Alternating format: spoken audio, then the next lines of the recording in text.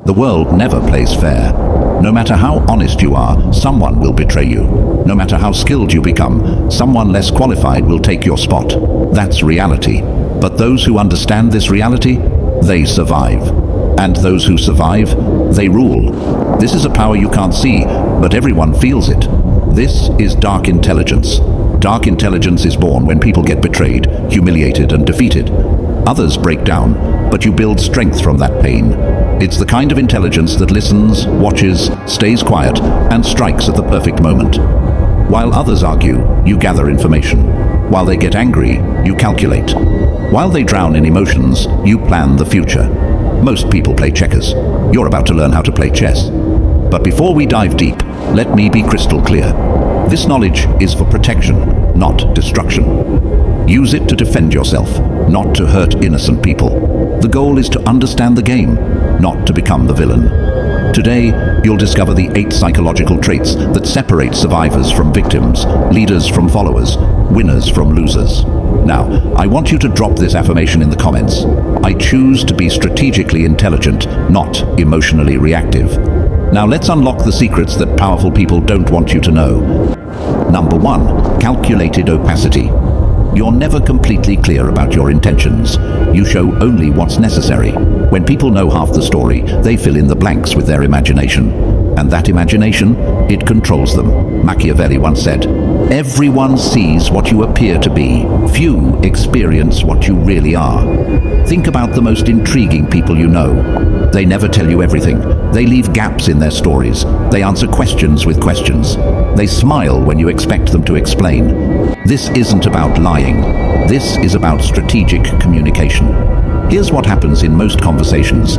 Someone asks you a question, and you feel obligated to give them a complete answer. You explain your motivations, your fears, your plans. You think you're being honest and building trust, but you're actually giving away your power. Smart people understand that mystery creates influence. When you don't reveal everything, people become curious. Curiosity leads to interest. Interest leads to respect, and respect leads to influence. Let's say someone asks about your weekend plans. Most people say, "Oh, I'm just staying home, maybe watching some movies." That's complete transparency, but it's also completely forgettable. Instead, you could say, "I have something important to take care of." Then, change the subject. Notice the difference? The first answer makes you predictable. The second answer makes you interesting. This doesn't mean being rude or secretive about everything. It means being selective about what you share and when you share it. The most successful people in any field master this principle. They reveal just enough to keep people engaged, but never enough to lose their advantage. Your information is your currency. Don't spend it all at once. When you practice calculated opacity, people start paying more attention to what you say because they know you don't say everything. Your words carry more weight because they're rare. Remember, the goal isn't to be mysterious for the sake of being mysterious. The goal is to maintain control over your narrative and your relationships. Number 2, adaptive persona. You're not the same person with everyone. You adjust your personality based on who you're talking to. People think they know you, but they only know one version of you. Machiavelli once said, "A prince ought to take care that he never lets anything slip from his lips that is not replete with the 5 qualities mentioned above, that he may appear to him who sees and hears him altogether merciful, faithful, humane, upright, and religious." This isn't about being fake. This is about being effective. You already do this naturally. You speak differently to your grandmother than you do to your friends. You act differently in a job interview than you do at a party. You present different aspects of your personality in different situations. Adaptive persona takes this natural tendency and makes it intentional. Every person you meet has different values, different communication styles, and different ways of processing information. If you use the same approach with everyone, you'll connect with some people and completely miss others. Smart people study the person they're talking to and adjust their communication accordingly. Are they analytical? Give them facts and data. Are they emotional? Connect with their feelings. Are they practical? Show them how something works. Are they big picture thinkers? Paint the vision. This isn't manipulation. This is communication intelligence. Think about water. Water takes the shape of whatever container it's in, but it never loses its essential properties. It's still water whether it's in a cup, a bottle, or a lake. Your adaptive persona works the same way. You adjust your presentation to fit the situation, but you never lose your core values and principles. The mistake most people make is thinking they need to be authentic in the same way with everyone. But authenticity doesn't mean being identical in every situation. It means being genuinely yourself while adapting your expression to be most effective. When you master adaptive persona, you become someone who can connect with anyone. People feel understood when they're with you because you're speaking their language. This skill becomes incredibly powerful in negotiations, leadership situations, and building relationships. You're not trying to force people to understand you. You're making it easy for them to connect with you. But here's the warning: never adapt so much that you lose yourself. Your values, your integrity, your core principles should never change. Only your presentation should adapt. The strongest people are like diamonds. They have many facets, but they're still one solid stone. Number 3, the principle of detachment. You're not a slave to any relationship, emotion, or opinion. What you're not afraid to lose can't control you. What can't bind you can't manipulate you either. Machiavelli once said, "Since love and fear can hardly exist together, if we must choose between them, it is far safer to be feared than loved." Detachment is probably the most misunderstood concept in dark intelligence. People think it means being cold or uncaring. It doesn't. It means being free. Most people are controlled by their attachments. They're afraid to lose their job, so they accept bad treatment. They're afraid to lose a relationship, so they compromise their values. They're afraid to lose approval, so they say what people want to hear instead of what needs to be said. Fear of loss makes you weak. Freedom from that fear makes you powerful. This doesn't mean you shouldn't care about anything. It means you shouldn't be desperate about anything. Imagine this: 2 people are negotiating a business deal. Person A really needs this deal to work out. They're counting on it. They've already made plans based on it happening. Person B would like the deal to work out, but they have other options. They're willing to walk away if the terms aren't right. Who do you think has more power in that negotiation? Person B, obviously. Because they're not attached to the outcome, they can negotiate from strength. Detachment gives you clarity. When you're not emotionally invested in being right, you can see situations more clearly. When you're not desperate for approval, you can make better decisions. When you're not afraid of being alone, you can choose better relationships. The paradox is this: the less you need something, the more likely you are to get it. Think about confident people. They're not confident because everything always goes their way. They're confident because they know they'll be okay, even if things don't go their way. That's the power of detachment. Now, this doesn't mean being careless or indifferent. You should still work hard for your goals and care about the people in your life, but you should never be so attached to any outcome that you lose your ability to think clearly and act strategically. Detachment also protects you from manipulation. When someone tries to threaten you with taking away something you're not afraid to lose, their threat has no power. The most dangerous person in any room is the one who has nothing to lose. But the most powerful person in any room is the one who has everything to gain and nothing to fear. Practice this gradually. Start with small things. Don't be so attached to winning every argument. Don't be so attached to being liked by everyone. Don't be so attached to your plans working out exactly as you imagined. As you develop this skill, you'll notice something interesting. People start treating you with more respect. They sense that you can't be easily controlled, and that commands respect. Remember, detachment isn't about not caring.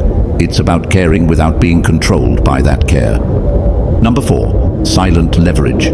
You don't apply pressure directly, you wait. When people make mistakes and become vulnerable, your silent presence becomes the heaviest influence in the room. Machiavelli once said, "Never was anything great achieved without danger." Most people think power is loud.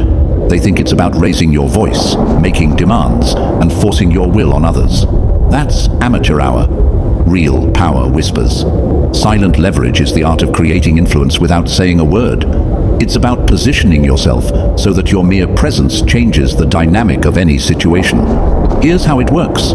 Instead of telling people what to do, you create situations where they naturally want to do what benefits you. Instead of demanding respect, you make yourself indispensable. Instead of fighting for power, you make people give it to you willingly. Let's break this down with practical examples. In conversations, silent leverage means knowing when to pause. Most people are uncomfortable with silence, so they fill it with words. Often those words reveal more than they intended to share. When you're comfortable with silence, you control the rhythm of the conversation. Next time someone asks you a difficult question, don't answer immediately. Pause. Look at them thoughtfully. Let the silence stretch for a few seconds. Then give your answer. Watch how it changes the weight of your response. In negotiations, silent leverage means having alternatives that you don't need to mention. When the other person knows you have options, they negotiate differently. You don't have to threaten to walk away.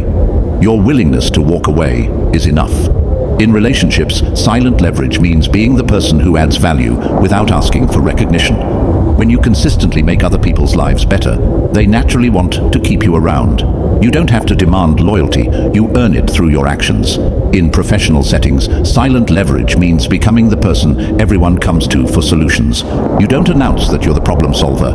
You just solve problems consistently until everyone knows they can count on you. The key to silent leverage is patience. You're not looking for immediate results. You're building long-term influence. Most people want instant gratification. They want to see immediate results from their efforts. But silent leverage works differently. You plant seeds and wait for them to grow. You make investments and wait for them to pay dividends. This requires a different mindset. You have to be comfortable with delayed gratification. You have to trust that your consistent actions will eventually create the influence you're seeking. What happens when you master silent leverage? People start coming to you for advice without you offering it. They start seeking your approval without you demanding it.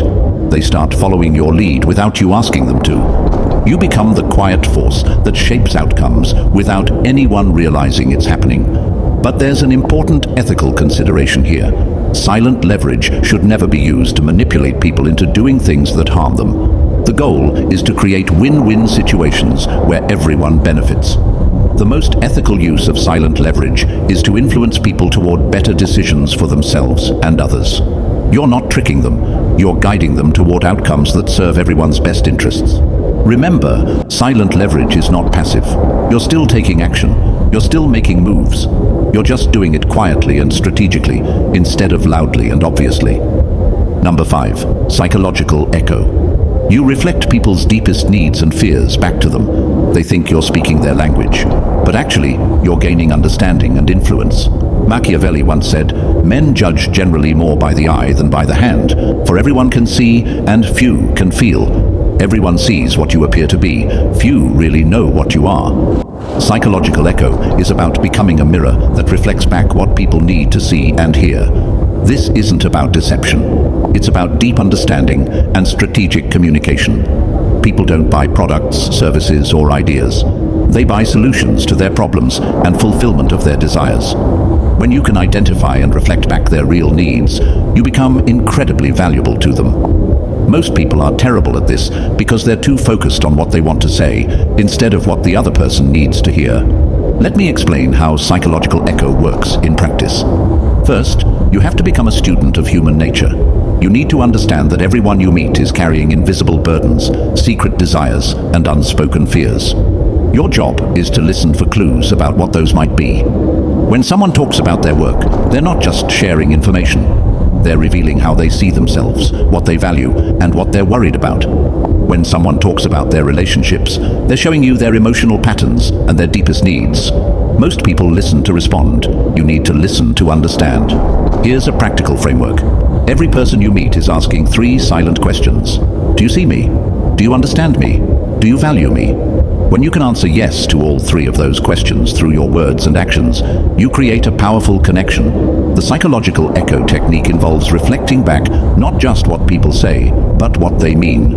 You listen for the emotion behind the words, the need behind the complaint, the fear behind the anger. For example, if someone says, "I hate my job," most people might respond with advice about finding a new job. But if you listen deeper, you might hear that they actually feel unappreciated, unchallenged, or uncertain about their future.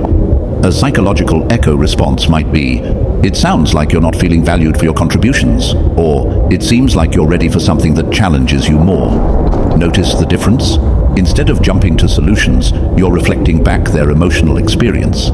This makes people feel understood, which creates trust and influence. The key is to reflect back the positive version of what they're expressing. If someone is complaining about being overwhelmed, you might reflect back their dedication and high standards. If someone is expressing frustration about a situation, you might reflect back their desire for excellence. This technique works because people have a deep psychological need to feel understood.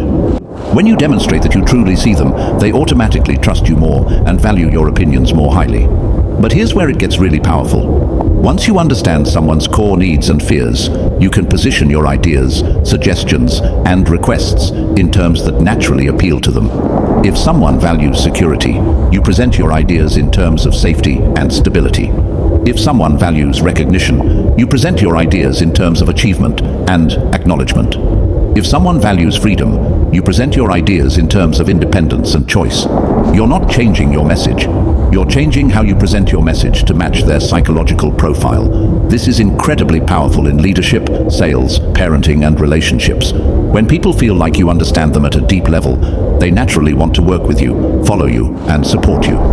The ethical way to use psychological ego is to genuinely care about understanding people and helping them get what they need. When you use this technique to serve others' best interests, it becomes a tool for building stronger, more meaningful relationships. Number 6, ambiguous morality. You're neither good nor bad, you just get things done. Real power doesn't always come in black and white. Sometimes it lives in the gray areas. Machiavelli once said, "Since it is difficult to join them together, it is safer to be feared than to be loved when one of the two must be lacking." This is the most controversial trait of dark intelligence, and it's the one that gets misunderstood the most. So let me be very clear about what this means and what it doesn't mean. Ambiguous morality doesn't mean having no morals. It doesn't mean doing whatever you want, regardless of consequences. It doesn't mean hurting people to get ahead. What it means is understanding that the real world is complicated. Sometimes doing the right thing in the short term leads to worse outcomes in the long term. Sometimes being nice enables bad behavior. Sometimes protecting people requires making decisions that aren't pretty. Here's the reality. Pure moral clarity is a luxury that most people can't afford when they're dealing with complex situations involving real consequences. Let me give you some examples to illustrate this concept. Imagine you're in a leadership position and you discover that a team member has been consistently lying to clients and damaging relationships. The nice thing to do might be to give them another chance, provide more training, and hope they improve. But what about the other team members who are working honestly? What about the clients who are being deceived? What about the long-term health of the organization? Someone with ambiguous morality might decide that protecting the many is more important than being nice to the one. They might make the difficult decision to remove that person from the team, even though it feels harsh. This isn't cruelty. This is pragmatic ethics.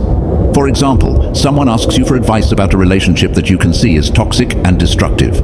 The kind thing to do might be to be supportive and avoid saying anything negative.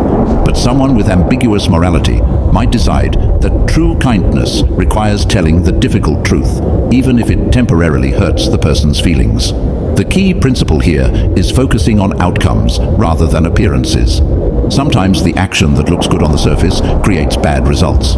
Sometimes the action that looks harsh on the surface creates better results for everyone involved. This requires a different kind of moral thinking. Instead of asking, "What action makes me look like a good person?"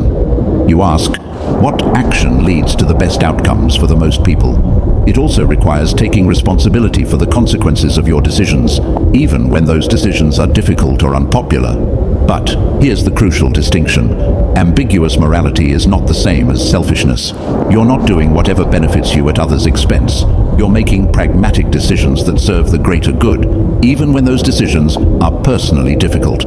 This trait also involves understanding that different situations require different responses. The same action that's wrong in one context might be necessary in another context. For example, being completely honest might be the right approach in a close personal relationship, but it might be counterproductive in certain professional negotiations where strategic disclosure is more effective. Someone with ambiguous morality understands these nuances and adapts their approach accordingly. The danger of this trait is that it can be used to justify selfish or harmful behavior. That's why it's crucial to maintain clear ethical guidelines about what you will and won't do, even in complex situations. My recommendation is to establish clear boundaries for yourself. What are your non-negotiable values? What lines will you never cross? What outcomes are you willing to accept responsibility for? Within those boundaries, give yourself permission to be pragmatic and strategic, even when it means making decisions that others might not understand or approve of. Remember, the goal is not to be liked by everyone. The goal is to be effective and ethical in a complex world where simple answers don't always work. Number 7, controlled exposure. You don't reveal everything about yourself. The less people know, the more they assume, and assumptions lead to mistakes that make your strategy easier. Machiavelli once said, "Men are so simple of mind and so much dominated by their immediate needs that a deceitful person will always find plenty who are ready to be deceived." In a world where people share every detail of their lives on social media, controlled exposure might seem outdated, but it's actually more powerful than ever. When everyone is oversharing, the person who shares strategically stands out. When everyone is broadcasting their thoughts and feelings, the person who keeps some mystery becomes intriguing. Controlled exposure is about being intentional with your personal information. It's about understanding that not everyone needs to know everything about you, and that selective sharing can actually strengthen your relationships and increase your influence. Let's start with the psychology behind this. Humans are naturally curious creatures. When we encounter something incomplete or mysterious, our brains automatically try to fill in the gaps. This is called the curiosity gap, and it's one of the most powerful psychological forces in human behavior. When you practice controlled exposure, you create curiosity gaps that make people more interested in you and more attentive to what you do share. Think about the most captivating people you know. They probably don't tell you everything. They share enough to keep you engaged, but they leave you wanting to know more. This isn't accidental. It's strategic. Now, let's talk about practical applications. In professional settings, controlled exposure means being selective about which ideas you share and when you share them. It means not revealing all your capabilities at once. It means keeping some of your knowledge in reserve so you can provide value when it's most needed. For example, instead of showing all your skills in the first week of a new job, you might reveal them gradually over time. This creates the impression that you're continuously growing and improving, rather than someone who peaked early. In social situations, controlled exposure means not telling your entire life story to everyone you meet. It means sharing personal information gradually as relationships develop and trust is earned. This doesn't mean being secretive or dishonest. It means being selective and strategic about what you reveal and to whom. In negotiations, controlled exposure means not revealing all your priorities and constraints up front. It means keeping some information in reserve so you can use it strategically as the negotiation develops. The key principle is this: information revealed can never be unrevealed. Once people know something about you, they can't unknow it. So it's better to err on the side of revealing too little rather than too much. But controlled exposure goes beyond just withholding information. It's also about timing. The same piece of information can have completely different impacts depending on when it's revealed. For example, revealing a particular skill or achievement early in a relationship might seem like bragging, but revealing the same information later, when it's relevant to solving a problem, makes you seem humble and helpful. Controlled exposure also involves understanding your audience. Different people need to know different things about you. Your level of disclosure should match the relationship and the situation. Your closest friends and family members should know more about you than your casual acquaintances. Your business partners should know different things about you than your competitors. Your employees should know different things about you than your peers. This isn't about being fake or manipulative. It's about being appropriate and strategic with your personal information. Here's another important aspect. Controlled exposure includes managing your digital footprint. Everything you post online, every comment you make, every photo you share becomes part of your permanent record. People will form opinions about you based on this information, often without ever meeting you. Smart people are intentional about their online presence. They understand that their digital persona is part of their overall strategy for how they want to be perceived and remembered. The goal of controlled exposure is not to be mysterious for the sake of being mysterious. The goal is to maintain control over your narrative and your relationships. When you reveal information strategically, you can guide how people perceive you. You can emphasize the aspects of your personality and experience that are most relevant to your current goals.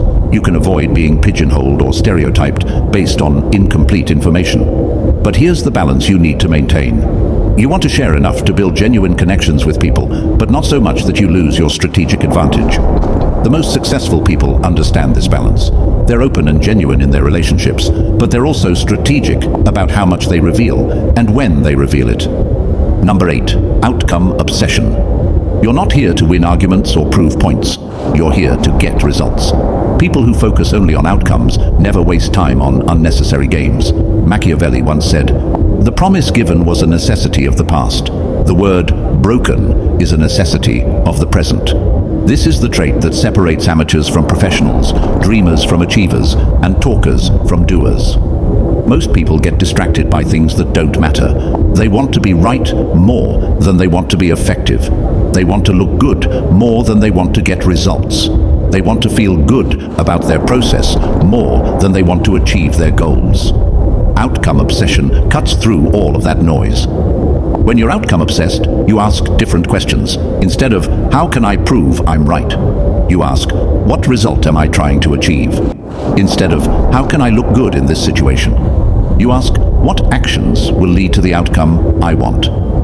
This shift in thinking changes everything. Let's start with arguments and disagreements. Most people approach arguments like they're trying to win a debate. They focus on proving their point, catching the other person in contradictions, and demonstrating their superior knowledge or logic. But outcome-obsessed people approach disagreements differently. They ask, what do I actually want to achieve from this conversation? Maybe they want to change the other person's behavior. Maybe they want to reach a compromise.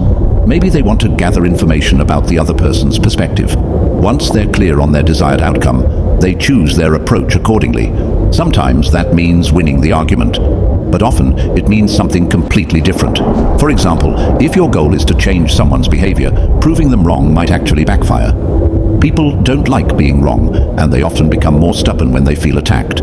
A better approach might be to help them reach the right conclusion on their own. If your goal is to maintain a good relationship while addressing a problem, being right might be less important than finding a solution that everyone can accept.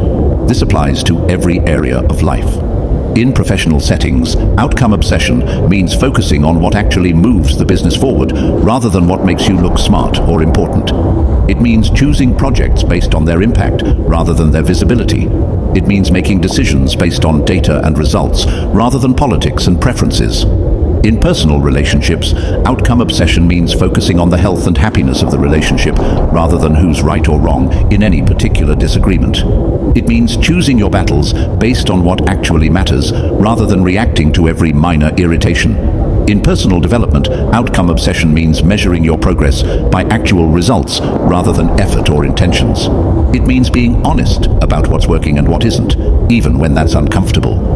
Here's where outcome obsession gets really powerful. It helps you avoid the trap of looking busy without being productive. Many people confuse activity with achievement. They think that working hard automatically leads to good results. But outcome-obsessed people understand that you can work very hard on the wrong things and get nowhere. They're constantly asking, is this activity actually moving me toward my goal? Or am I just staying busy to avoid the more difficult but more important work? This leads to what I call strategic laziness. Outcome-obsessed people often appear to do less than others because they're selective about where they put their energy. They focus on the 20% of activities that produce 80% of the results.